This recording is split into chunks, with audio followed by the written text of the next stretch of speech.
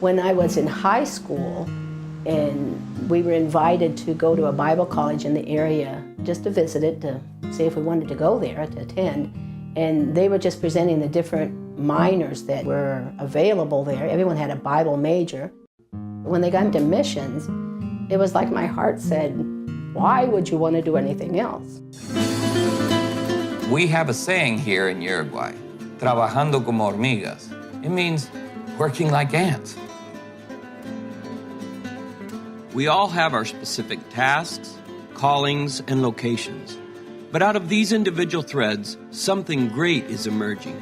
God is building His church in Uruguay.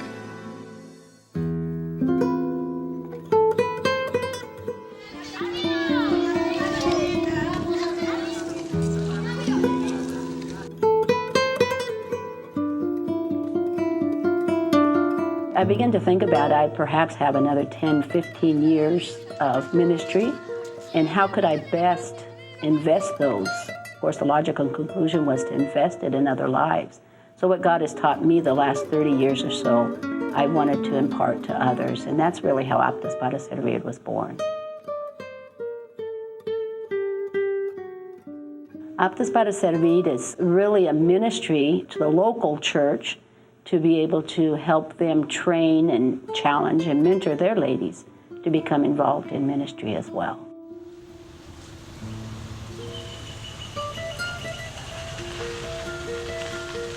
Claudia and her husband Esteban, he's pastoring a little church in northern Montevideo. I was able to go to them and offer to them the Aptas para Servir. And little did I know that they had been praying that God would provide some way to give them better training in reaching their ladies.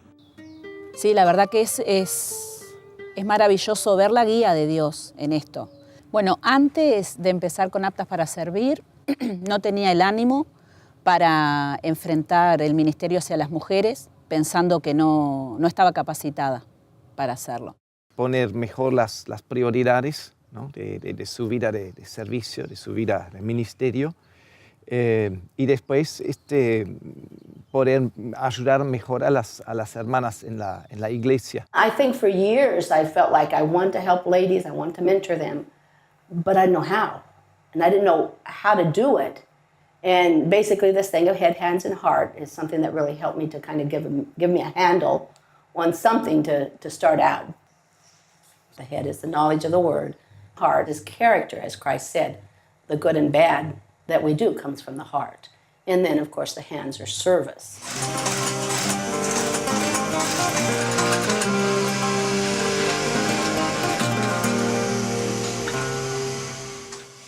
Bueno, yo siempre fui una mujer que me gustó trabajar, me gusta trabajar y era, obsesionada por el trabajo. Al primer reunión nomás cuando dije que la piedra de tropiezo era mi esposo, bueno, ahí ya, Biblia en mano, Belinda, me fue haciendo ver de que, el pecado está en mí, el problema radica en mí primero, y al ir estudiando en estos años he tenido muchas luchas. No podemos discutir, es así como está y hay que hacer como dice la palabra, como dice Dios en su palabra. Y eso me costó mucho, me costó bastantes lágrimas, me costó. Y mucha paciencia de Belinda.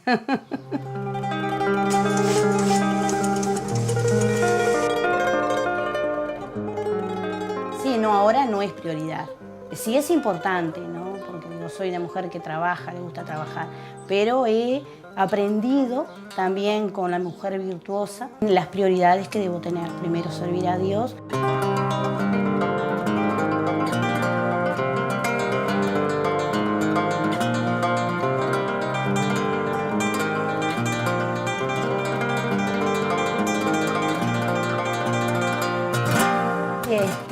Empecé con Susana, que es una hermana de la iglesia, tiene 3 años de casada, es muy joven, pueda volver a hacer lo que yo estoy haciendo, usar a otra persona, ayudar a otra.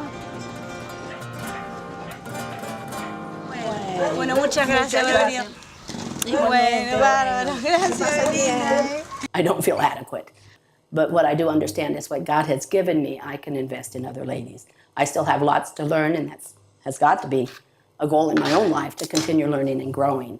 But I can't wait until I know everything to begin to invest in others. Otherwise, none of us would do anything.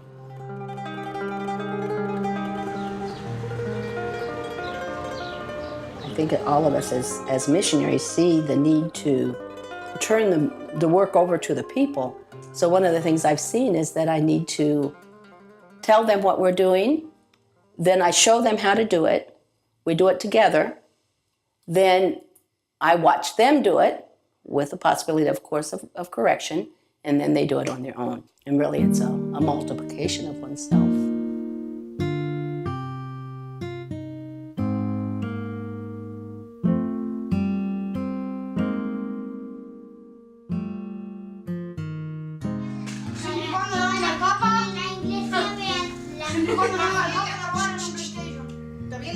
El entrenamiento con Belinda fue una experiencia bastante hermosa, nueva.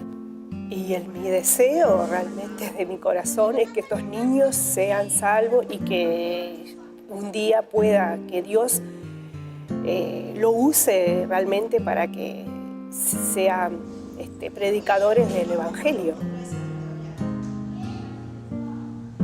As we realize Christ's love for us, what he's done for us, as we dig deeper into that marvelous truth that Christ Jesus gave his life for us, and it compels us to serve him. So it's just really exciting to me to see that happening, just seeing some of these different ladies that I've had the privilege to work with, growing in grace and beginning to give that to someone else, and then see them give that second person, give it to the third person, and just be able to see that taking root. And that's really been our goal with Aptas para Servir, is this has got to be an ongoing thing that will keep going when I can't be here anymore.